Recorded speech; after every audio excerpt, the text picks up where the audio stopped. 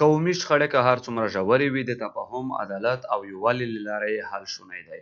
دا د حکومت، مدني ټولنو، رسنیو او عامه وګړو ګډ مسؤلیت دی چې د تعصب پر ځای زغم او تفاهم ته ځای ورکړي.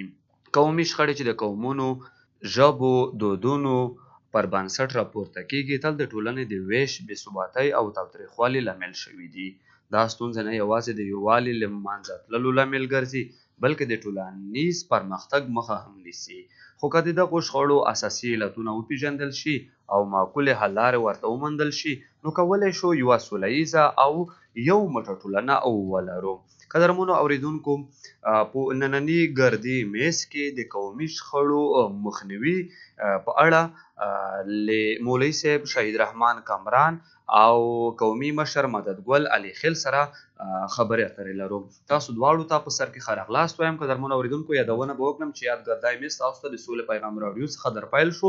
زه حکیم الله آفتاب یم. نو په سر کې راځم علي خیل صاحب، تاسو ته قومي شخړې څه ته وایي؟ تر هر څه د مخه د سولې پیغام راډیو ټولو کارمندانو ته سلامونه او مینه وړاندې کوم، او بیا د سولې پیغام راډیو ټولو اوریدونکو ته هم سلامونه وړاندې کوم. د روغتیا په هیله یم. دا چې نننۍ موضوع یادونه دې وکړه او ډېر خوښ یم، ډېره ښه موضوع ده چې په دې باندې مونږ او تاسو بحث وکړو سره. مننه. قومي ستونزې خو داسې پیدا کېږي لکه څنګه چې مونږ تاسو ته په عامه ژوند کې معلومات کېږي، نو مونږ چې یو مونږ ګډ ژوند کوو سره. ګډ ژوند نو خامخا ستونزې پیدا کېږي. نږدې کورونه هم دي، ماشومان لرو، ځمکې شریکې سره لرو، پوله پټی هم شریک دی، غر هم شریک دی، خپلوي هم سره کړي دي. نو دا ټول هغه مسایل دي چې په دې کې خامخا ستونزې پېښېږي. نو فکر نه کوم دغسې پښتنه ټولنه چې هغه د ستونزو نه بېخي پاکه وي. نه، ستونزې خو خامخا شته. علي خیل صاحب، تاسو دا هم راته ووایئ چې د قومي شخړو تر ټولو عام لاملونه کوم دي؟ عام لاملونه خو یې دغه دي چې زه به دومره ووایم، په دې باندې به مولوي صاحب هم بیا رڼا واچوي. زه بخښنه غواړم، زه خو عالم هم نه یم، خو دا چې مونږه لار ماته کړې ده نو په دې وجه باندې مونږ ته ټولې ستونزې مخې ته راغلي دي او مونږ همیشه په ستونزو باندې اوښتي یو. که مونږ لاره غلطه نه کړو، په سمه لار لاړ شو، بیا نو مونږ ستونزې په ټولنه کې مونږ بیا ستونزې لرو نه. لومړی به دا ووایم چې دا چې مونږ تاسو ورته خپلوي وایو، چې مونږ له یو چا سره خپلوي کوو، اما هغه چې مونږ په سمه طریقه نه کوو، بیا هغه وروسته دومره ستونزې زیږوي، تاسو باور وکړئ چې د هغې په خلاصولو به ستړي شي. ډېر خلک ستړي شي په دې منځ کې، ځکه چې هغه داسې دي چې اوس اسلام چې مونږ ته کومه اجازه کړې چې باید خپلوي په دې ترتیب وشي، نو مونږ خو هغسې نه کوو. هغه مشران راجګېږي، هغه یې په خپل سر یو پټ ځای یو طرف ته کوي، بیا وروسته په هغې باندې چې هغه دواړه کورنۍ یا هغه هلک او جنۍ سره رضایت ونه لري، نو هغه بلا ستونزې پیدا شي. دویم لامل دغه دی چې مونږ لکه مخکې مې یادونه وکړه، پوله پټی شریک سره لرو، خامخا یو څه مشکل دی، پولې پټي د غره په سر هم راځي. او بله خبره مهمه دغه ده چې نن سبا وخت کې مونږ اقتصاد بیخي کمزوری دی، کارونه نشته، نو دا د بېروزګارۍ لوامل هم دا ګرځېدلي چې د ماشومانو په سر هم حتی مونږ په کلو کې مشکل را پیدا کېږي، ځکه چې یو سړی اوزګار وي، کاروبار یې نه وي، نو مجبور دی چې د همدې شیانو پوښتنه وکړي، هغه یو ته او بل ته او تا ویلي ما ویلي، بس دغه خبرې وي چې هغه ستونزې وزېږوي. ډېره مننه علي خیل صاحب. راځو مولوي صاحب کامران ته. مولوي صاحب، زموږ د ننني ګردي میز موضوع چې ده د قومي شخړو مخنیوی، په دې اړه اسلام څه وایي؟ الحمد لله والصلاة والسلام على من لا نبي بعد، أما بعد، فأعوذ بالله من الشيطان الرجيم. بسم الله الرحمن الرحيم. ولا تنازعوا فتفشلوا وتذهب ريحكم، وقال رسول الله صلى الله عليه وسلم: المسلم من سلم المسلمون من لسانه ويده، أو كما قال عليه الصلاة والسلام. آفتاب صاحب په لومړیو کې به د توسي رادیو مشرتابه همکاران تخنیکران او بیا خاص کار په دې ګردي میز کې قومي مشر مددګل علي خیل ته ټولو ته سلامونه او نیکې هیلې احترامات وړاندې کوم خدای د وکړي چې روغ او جوړ وای. نو دوهم دغه چې بیا هم دا مننه باید موږ د توسي نه او د توسي د رادیو نه باید موږ ترسره کړو چې توسي داسې خپرونې چې هغه قومي شخړې مقصد جوړول ترتیبول او له منځه وړل، نو په دې کې توسي نه موږ د دغې رادیو نه هم بیا مننه کوو.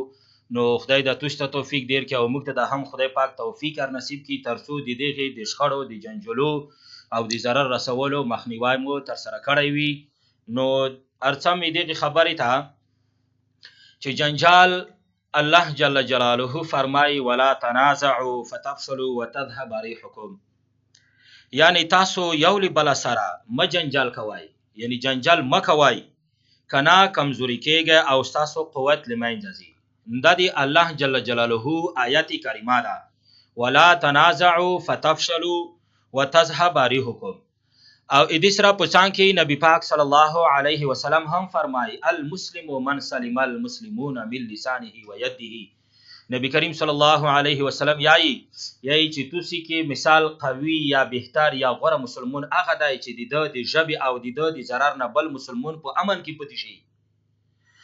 دلته یو خبره داسې وړاندې کوو، دا د بخاری او مسلم شریف حدیث دی، یعنی مسلمان ته ضرر رسول که د ژبې له لارې وي، مسلمان ته ضرر رسول که د ژبې له لارې وي، یعنی سپکه غیبه تهمت، او که د لاس له لارې وي وهل د مال تاوان د عزت خرابول، دا په اسلام کې ټول څه دي؟ دا هغه کارونه دي چې هغه اسلام حرام بللی دي او حرام دي.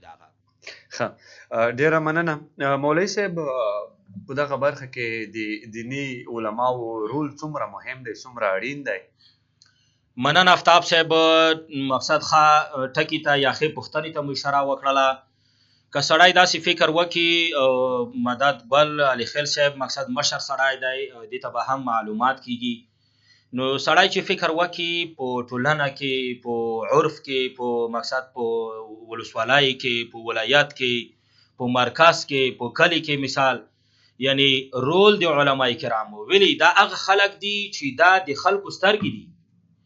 علما هغه خلک دي چې د خلکو روشنایي دي. دا ویلي ځکه موږ ته دا علما دي چې د دین ارخی، دا علما دي چې ژوند ارخی، دا علما دي چې موږ ته زندگی ارخی. داغه نو د دای رول چې دی دا ډیر مهم دی او ډیر ضروری دی. دا ویلي ځکه اسلام یو داسې دین دی، یو داسې سپیڅلی دین دی چې په اسلام کې یعنی د انسان ژوند او زندگی هر څه چې انسان تیروي، بیا خاص کار مسلمان باندې تیروي، نو هغه د اسلام د نگاه نه باید وڅېړل شي. هغه نو دې وجې نه د علماو رول چې دی دا ډیر ضروري دی. لومړی باید علما کرام مقصد په مسجدونو کې د جمعې په لمونځونو کې، د عید په لمونځونو کې، همدا قسم ته د جنازې په لمونځونو کې یا د جنازې په بیانونو کې مثال دی ته پکور دي، یعنی هغه څه چې د انسان سره او بیا خاص کار د مسلمان بنده سره په روزمره ژوند کې پیښیږي چې هغه جنجالونه دي، ضرر رسول دي، خلکو ته مشکل جوړول دي، نو دا د اسلام د نگاه نه عام خلکو ته یا عام مسلمانانو ته باید مثال په ډاګه کې معلومي کې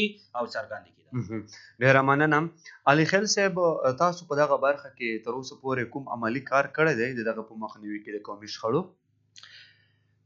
زه به دومره ووایم چې تقریبا ما شپږ کاله کېږي، شپږ کاله مې کېږي چې زه خوست ته راغلی یم او دلته زه د قومي مشر په صفت باندې د یو قوم خدمت کوم. نو ډېر غټ رول مې لوبولی، ډېرې هلې ځلې مې کړي دي. او که اوس درته ووایم چې دلته خو موږ داسې څوک نه لرو چې موږ خپل هغه د ارشیف اسناد او ثبوت تاسو ته کیدو مخکې. نو واقعا زه به دا یوه خبره وکړم چې 4 کاله به کېږي چې ما هغه ارشیف کې چې ما سره هم دي او بالخصوصا ما د خپل هغه مشکل چې ما په کلي کې هوار کړي هغه مې د یو نقل په شکل راوړي دي. په دویم حوزې کې امیر عقیدتي صاحب هغه ما نه تسلیم کړي. که اوس یې هر څوک یې ګوري هلته دوسیه پرته دی، په هغې کې شتون لري. نو ډېر یو څه دي په هغې کې. دا یو خو هغه د خلکو مشکل په دې باندې هوار شوي دي، بل دا یو قسم دولت سره مونږ هم مرسته کړې ده، ځکه چې دومره لاسرسی بیا دولت هم نه لري. او بل بیا دولت ته لږه ستونزه په دې پیدا کېږي چې څنګه چې هلته مونږ په همغې ټولنې کې همغه کلي کې ژوند کوو، نو د مسئلې حل باندې مونږ پوه شو چې دغه یې ښه لاره ده او زر حل کېږي. اما دولت به هم حل کړي، خو هغوی نه به لږ وخت زیات ونیسي، ځکه چې هغوی هغه ځای کې مهم اړخونه دوی ته نه معلومیږي لکه څنګه چې موږ ته معلومیږي. ډیره مننه علي خیل صاحب، تاسو دا هم راته ووایئ چې ولې قومي مسایل ژر تاوتریخوالي ته ځي؟ دا خو داسې وي چې بعضې خبرې چې هغه موږ په کلو ولسونو کې نه سره کوو، دلته به یې سره وکړو د اصلاح په خاطر. بعضې اورېدونکي که دا واوري نو شاید هغوی ورباندې پوه شي. دغلته داسې یو ترتیب روان وي، کله چې یو مشکل رامنځته شي، دا ډېر واړه مشکل وي، دغه ځای کې بیا همدغه خلک چې د مشکل ترمنځ راغلي وي دا په څنګ کې نوره مخالفین لري، هغه مخالفین راجګېږي د دې وخت نه پیدا اخلي، هغوی دوی سره سیاست کوي، اما دا وړه خبره غټوي، بیا دا غټه خبره خرابې ته بیایي دوی ته، چې داسې حالات ته ورسیږي خدای دې موږ تاسو ټول وساتي چې حتی په دښمنۍ خلک سره واړوي.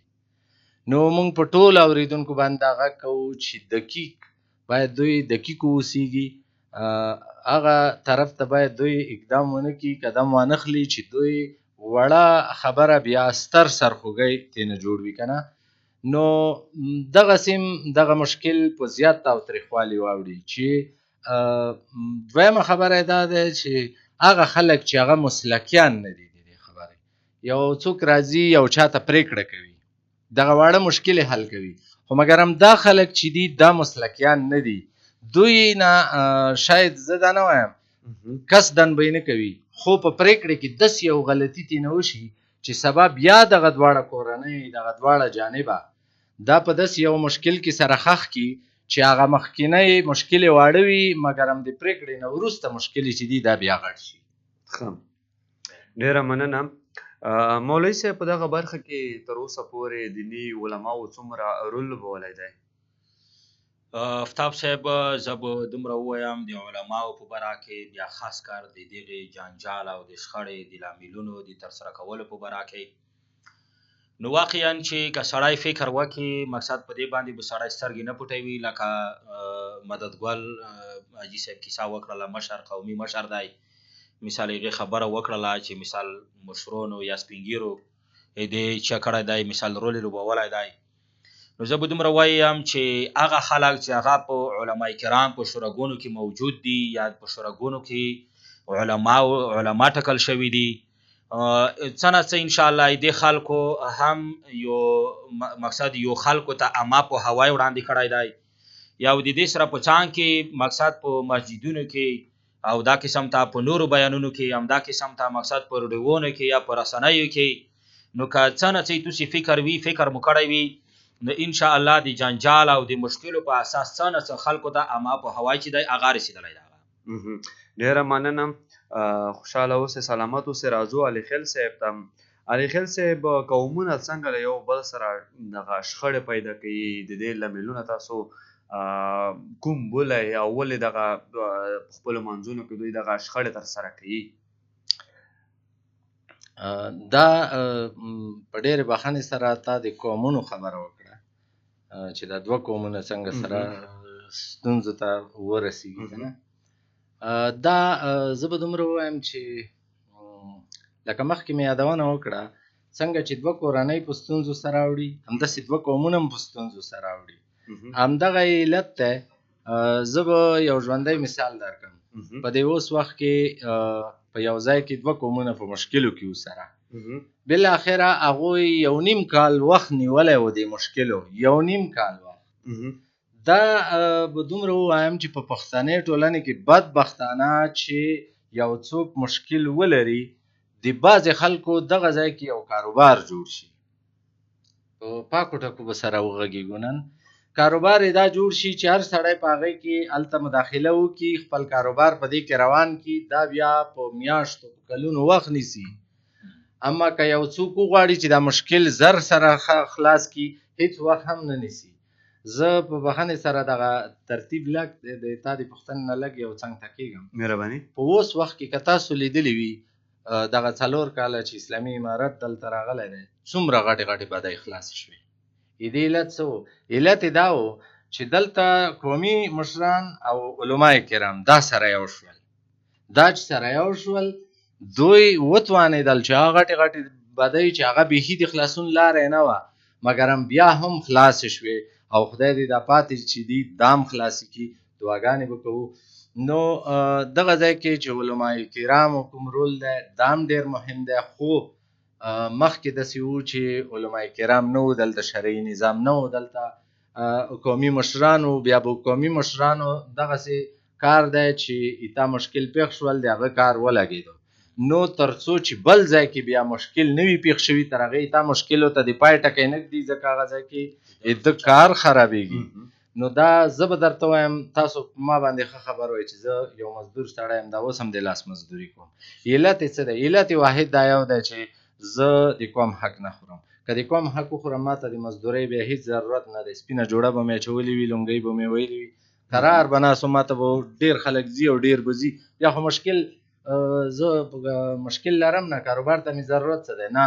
که د قوم حق نه خورم بیا ما ته 1 روپۍ هم لاسته نه راځي مجبور یم چې خپلو بچیو ته په مټو باندې مزدوري وکړم بېګا ته یوسم. او زه به دومره درته وایم چې زه بیا هم د شپې قومي شخړې مسایل چې وي هغو ته مې د شپې وخت ورکړی.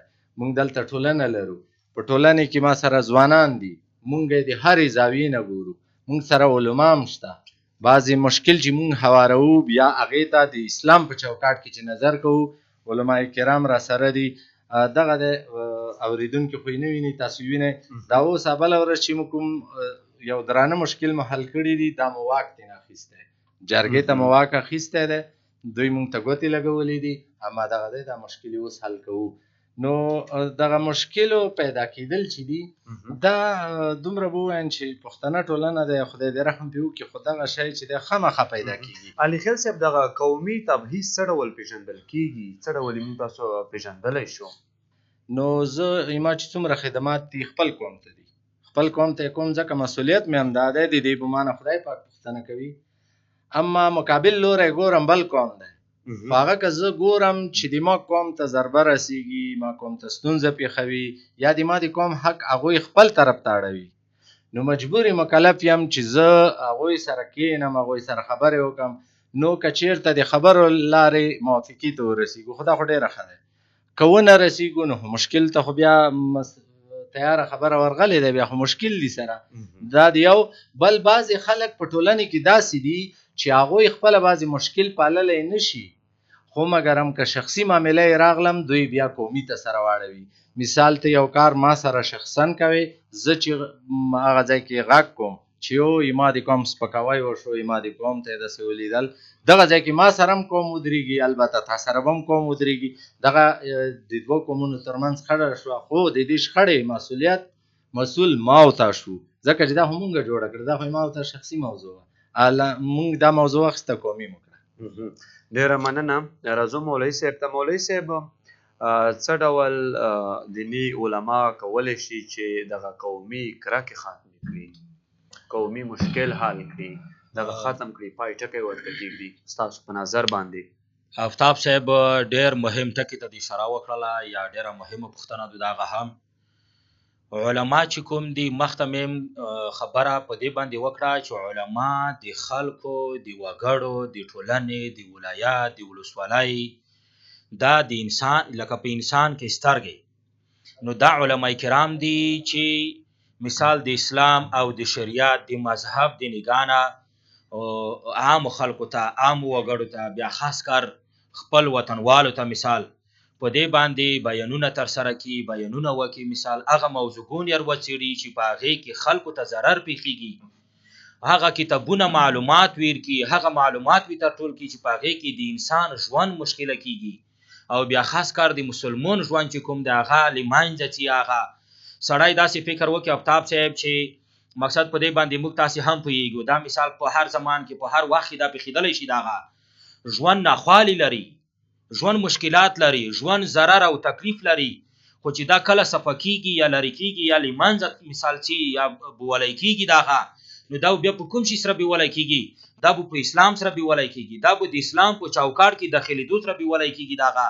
دا به علما رجیږي خلکو ته باید په دې باندې خبرې ترسره کړي. موږ لومړی نقصان یا موږ لومړی لامل دی د شخړو د رامنځته کولو یا د جنجول د رامنځته کولو یا د ضرر د رسولو خلکو ته مثال موږ خلک ناپوهه یو چې دي څه مو زده کړي نه دي مثال، او که زده مو دي مقصد داسې په داسې طریقه مو نه دي زده کړي چې وایي چې دا موږ ته اسلام ورخیل دي دغه. یوازینی دین اسلام ده، یوازینی دین یوازینی مذهب اسلام دی دغه چې خلکو ته یو څه چکی ورخیل شي دغه مثال. نو علما کړای شي چې هغه مثال په جمعتونو کې، په مدرسو کې، په کلو کې، په حجرو کې مثال په مجلسونو کې کینی مثال چې وادي خبره بیانوي مثال یوه بله غلطه یا داسې مناسبه نه وي غي مجلس دی پوره، نو علما یا علما کرام دا کړای شي چې مثال داسې موضوعګون یې رامنځته کړي چې وپوهېږي چې د دې سره د انسان ژوند تړلی دی، او بیا خاص کار د موږ تاسې د پښتنو او د موږ تاسې د مسلمانانو ژوند سره تړلی دی دغه.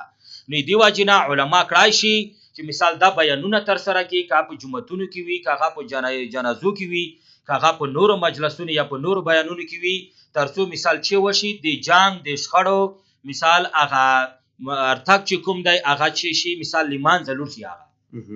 ډېره مننه، خوشحاله اوسئ مولوي صاحب. علي خیل صاحب، د قومي یووالي لپاره تر ټولو اغیزمنه لاره کومه ده؟ د قومي یووالي دپاره تر ټولو اغیزمنه لاره زه وایم چې په اوس وخت کې د ځوانانو رول ډېر مهم دی په دې کې. نن سبا خو تاسو ته معلومه دی سوشل میډیا دور دی، نو که زموږ ځوانان همدغه سوشل میډیا مثبت طرف ته استعمال کړي او دوی کار وکړي، رښتونی کار وکړي او په څنګ کې ځان سره ملګري پیدا کړي، قومي مشران، علماء کرام، دغسې نور پوهان له هغو نه مشورې واخلي او دوی په مثبتې لارې باندې لاړ شي، نو زه وایم چې بالکل یووالی منځته راتللی شي. او بالخصوصا یو غږ چې په دولت باندې سړی وکړي، هغه ستونزې، هغه بېروزګاري، دا بعضې ستونزې د بېروزګارۍ وجې هم راځي. نو خدای دې وکړي چې موږ دولت دومره قوي شي چې ټول ځوانانو ته د کار زمینه برابره کړي، نو انشاءالله په دې سره به هم ډېرې ستونزې د منځه لاړې شي. او اوس هم مونږ مننه دوی نه کوو، واقعا یو څه فرمانونه چې صادر شول ډېرې ستونزې د منځه لاړې، هر څوک د خپل واک چښتن شول، کولی شي چې خپله د ځان پرېکړه په خپله وکړي. نو دا د ځان پرېکړه چې یو سړی په خپله وکړي، خپل انتخاب ځان دپاره وکړي، نو د دې نه معلومیږي چې په دې موضوع کې آینده به کومه ستونزه راځي نه. دا هم یو ډېر ښه وشول. نو دغسې نور هم بعضې لارې دي چې مونږ وتوانېږو نو او مونږ ته یو څه فرصتونه برابر شي، نو انشاءالله قومي یووالی منځته راتللی شي او ډېر په ښه شان خدای دې راولي. مولوي صاحب، تاسو راته ووایئ چې دیني علما څنګه کولی شي چې قومونه سره یو کړي؟ آفتاب صاحب، زه به د خپل نظر داسې وړاندې کړم چې علما کرام چې دي لکه مخته مثال دا ځکه اوس ټولې موضوعګانې د هغې یوه طرف ته مقصد بدره کېږي یا نیولی کېږي دغه. نو علما کړلی شي چې مقصد لکه ملا ایمان مثال حدیث مبارک کرسی چې علی کلکم راع و کلکم مسئول عن رعیته، هر شپونکی د خپل رمې څه دی ذمهوار دی دغه. اوس دې نه موږ باید داسې چې کوی معلومه کړو دا شی چې یو عالم په جومات کې امام دی، یو عالم په مدرسه کې استاد دی، یو عالم په مکتب کې استاد دی مثال، نو دا هغه خلک دي چې مخته مو کیسه وکړله چې دای موږ چې دي یعنې د خلکو د وګړو سترګې دي دغه. نو یوازینی د خلکو سترګې دې ته وي چې یو داسې څوک پیدا شي چې مثال موږ ارټول کړي، موږ چې کې سره وزیده کې مثال، نو هغه څوک دي علما کرام دي هغه. نو علما کرام چې څومره د خلکو تر مابین وطن چې کې ختم کی، یعنی د وګړو تر مابین وطن ختم کی، د قومونو تر مابین وطن ختم کی. مثال لکه سړی یو داسې فکر وکړي د قومونو تبغیض چې کوم موجود دی مثال یا غصبت کوم موجود دی، همدا قسم ته د کلیوالو، د دوستانو، د خپلوانو، د ملګرو دغه تبغیض چې کوم موجود دی مثال، دا څوک کړای شي؟ دا علماء کړای شي چې مثال دوی هر وخت دی پوره دا کوشش وکړي، دا تصمیم ونیسي چې مثال په اسلام کې یووالی موجود دی، په اسلام کې وحدت موجود دی، په اسلام کې د جنجال لرې کول ختمول موجود دي، او په اسلام کې صلح وستل موجود دي، په اسلام کې مثال د ښه ژوند کړل موجود دي، د مشکلو د ژوند نه تر سره کول کې موجود دي مثال. نو دا کوري چا دی؟ دا د علما کرامو دا علما کړای شي چې څومره دی بیانونه زیات وکړي، څومره خلک ټول کې مثال، څومره دی خبرې تر سره کې مثال، ان شاء الله دغه قومونه به چې کېږي سره وسته کېږي. مولوي صاحب که چیرې قومي شخړې په یوه ټولنه کې دوام ومومي نو د ټولنې په راتلونکي باندې به څومره منفي اغیزه ولري، هغه اثرات به یې کوم وي؟ آفتاب صاحب که سړی داسې یو فکر وکړي د موږ تاسې مخته څومره تمدنونه چې تیر شوي دي، څومره امتونه چې مخته تیر شوي دي، د دغو خلکو مثال لومړی لامل د جنجول د مشکل جوړونه و دغه چې دا خلک الله پاک په قسمه قسمه عذابونو سره، په قسمه قسمه تکلیفونو سره مثال چې کړل، یعنی ختم کړل، یا عذابونه وي ته ورسول، یا تکلیفونه مثال چې کړل وي ته ورسول دغه. نو کچېرې د موږ په ټولنه کې مثال جنجال موجود وي یا د موږ په ټولنه کې مشکل موجود وي، نو دا به ډېرې ناخوالې چې کې رامنځته کوي دغه، ډېرې ناخوالې به وي، ډېر مشکلات به نور هم اضافه کوي دغه. مثال سړی یو فکر وکړي چې مخته به خلکو دا فکر کړلو چې دغه خاندای کول په تلې نه دی که نه، اوس د هر چا داړې مخته ویلوړ دی. ډېره مننه مولوي صاحب، خوشحاله اوسئ، سلامت اوسئ. نو علي خیل صاحب تاسو راته ووایئ چې د قومي تاوتریخوالي کمېدو ته هیله شته؟ آیا په دغه برخه کې کار شوی دی؟ د پخوا په نسبت باندې دغه قومي شخړې څومره هوارې شوي دي، څومره حل لارې ورته پیدا شوي دي، او په دغه برخه کې څومره کار شوی دی؟ دا خو چې مونږ په پښتني ټولنې کې ژوند کوو، شخصا زه به دا ووایم چې له ډېر وخت نه چې زه وینم نو هغه ستونزې چې مونږ یې له منځه وړو هماغومره هلته نورې ستونزې منځته راځي، هغه ستونزې چې مونږ یې له منځه ویسو بیا نورې هماغومره ستونزې منځته راځي. نو په کوم ځای کې چې خامخا ژوند وي، خلک وي، نو ستونزې خامخا موجودې دي، او مونږ وایو چې د ستونزو وړل د له منځه وړل دومره به ووایو چې مختلفې لارې لري چې له منځه یوسو، خو سوچه نشي ورکېدلی، هېڅکله هم نشي ورکېدلی، ځکه چې شکر د ژوندي انسانان یو، خو بیا هم ستونزې منځته راځي، خو لږ کنټرول یې راتلی شي او هغه ډېروالی کمېدلی شي. البته دومره به ووایم نو تصادفي پیښې داسې منځته راشي چې تا به فکر کې هم نه وي، اما کار څومره کار تا په هغې باندې کړی وي چې زه دا ستونزې د منځه یوسم، دا کلی پاک کړم او د کلي کې بیا دا مشکل پېښ نه شي، خو تصادفي داسې پیښې به راشي چې هغه به د تا په فکر کې هم نه وي، تصادفي پیښې به راغلي وي، مجبور یې چې بیا هغو ته هم د حل لاره پیدا کړي. بلکل. علي خیل صاحب په دغه برخه کې قومي مشران تر اوسه پورې کوم کار کړی دی د حل لپاره؟ زه به بخښنه غواړم، زه به دومره ووایم، مخکې مې یادونه وکړه چې قومي مشران هم په دوه رقمه دي. زه نه ټولو ته ګوته نیسم چې ټول ښه نه دي، او نه ټولو ته دا ګوته نیسم چې ټول ښه دي، ځکه دلته که زه ووایم چې ټول ښه دي بیا د ستونزې ولې په دې ولسونو کې دي، او که زه ووایم چې نه ټول ښه نه دي بیا د ستونزې ولې په ولسونو کې حل کېږي. خو د دې نه دا معلومیږي چې زه دا نه وایم چې یو څوک بې قصدن کوي. مخکې مې یادونه وکړه چې زموږ افغانستان کې یو دا مشکل هم شته چې کار مسلکیان نه دي، په خپل مسلک کې کار نه دی کړی، د مسلک نه وتلي خلک چې کوم مسلک ته را داخلیږي د هغو نه خامخا خرابۍ منځته راځي. بعضې مشرانو بعضې ستونزې حل کړي، هغه د دې مسلک خلک نه دي، واقعا عمر نه مشران دي، ګیرې سپینې دي، پټکیوالې دي، دا ورسره منم، خو جرګې کول او د مشکلو له منځه وړل دا د ده مسلک نه دی.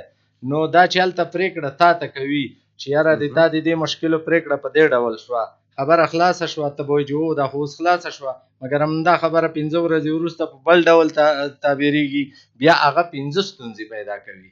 نو بیا د هغو 15 ستونزو حل که په سمه معنا ونه شي، هغه بله ورته لس ستونزې پیدا کوي. نو دا خو ټول کله ستونزې شو. مونږ د هغه چا نه غوښتنه دی، زه غږ پې کوم د سولې پیغام رادو د لارې نه، هغه څوک چې هغه مسله کې د یو چا د شخړې حل نه دی او نه پې پوهېږي باید د دې نه ډډه وکړي. په عین وخت کې د دواړو منځ ته ورشي، هغه مشکل دې کنټرول کړي، نور د مسلکي خلک ورته راولي چې هغه د هرې زاویې نه لیدنه وکړي او مشکل یې په دا ډول حل کړي چې آینده کې دوی ته کوم مشکل پیښ نه شي. نو همدې سره به ستونزې هم کمې شي او مشکل به هم د منځه ووځي. ډیره مننه، خوشحاله اوسئ. مولوي صاحب، نور نو زموږ د ګردي میز وخت هم پای ته رسېدلی دی، په وروستیو کې ستاسو پیغام اورو.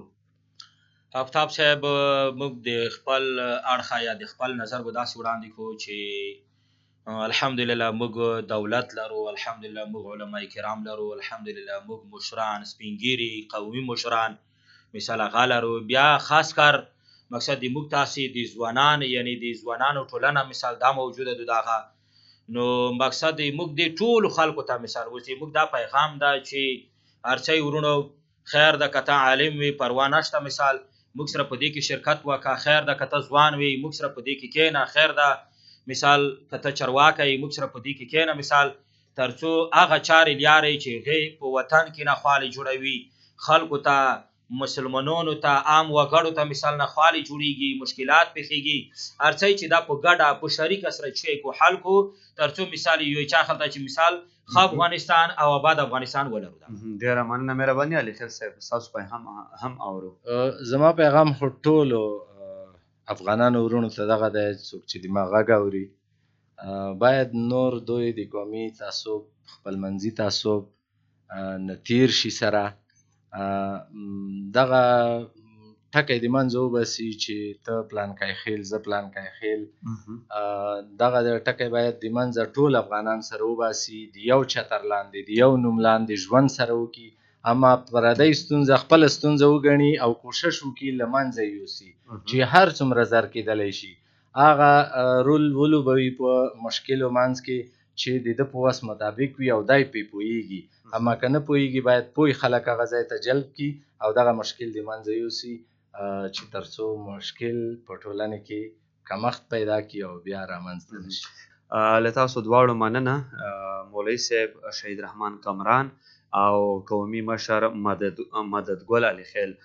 خوشحاله اوسئ، سلامت اوسئ چې په ننني ګردي میز کې راسره وئ او قدرمنو اورېدونکو ته مو د قومي شخړو د مخنیوي په اړه بشپړ معلومات وکړل. له تاسو دواړو مننه، خوشحاله اوسئ، سلامت اوسئ. مننه، کور دې ودان. له تاسو هم مننه. قدرمنو اورېدونکو، په ننني ګردي میز کې د قومي شخړو د مخنیوي په اړه وغږېدو. په بحث کې راسره مولوي صاحب شهید رحمان کمران او د دې ترڅنګ قومي مشر مددګل علي خیل راسره وو. تر بلې ما حکیم الله آفتاب ته اجازه راکړئ. تاسو ته ښه وختونه، ښې چارې، د خپل صحت خیال ساتئ.